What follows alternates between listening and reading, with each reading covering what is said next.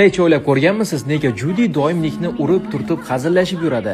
Aslida Judi va Nikning love language ular ifodalaydigan hayvon tabiatiga bevosita bog'liq. Judi quyon. Real hayotda quyonlar hayajonlanganda yoki yaqinlik his qilganda doim bir-birini turtadi, tepadi. Shuning uchun ham Judi doim Nikni urib hazil qiladi. Ushbu harakatlar uning mehr va sevgisini ko'rsatish yo'li. Ingliz tilida biz buni how rabbits show affection deb ataymiz.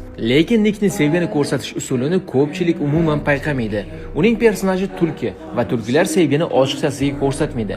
Ular sokin, yashirin, deyarli sezilmaydigan tarzda g'amxo'rlik qiladi. Nik doim Judiga sezdirmasdan qarab turishi, doim uni kuzatib va himoya qilish orqali buni payqasak bo'ladi. Bularning barchasi uning tulkilik tabiatidan. Ingliz tilida biz buni foxes love in silence deb ataymiz. Judi sevgini teginish orqali ko'rsatsa, Nik esa himoya qilish orqali. Va aynan mana shu qarama-qarshilik sabab ular bir-biriga mukammal mos keladi. Va ushbu filmda Judi va Nikning yoshlari ochiqlanmaydi. Siz esa izohda o'z taxminingizni yozib qoldiring. Agar qiziq bo'lsa, keyingi video aynan mana shu haqda bo'ladi. Ingliz tilini biz bilan qiziqarli tarzda o'rganmoqchi bo'lsangiz, albatta izohlarda plus belgisini qoldiring.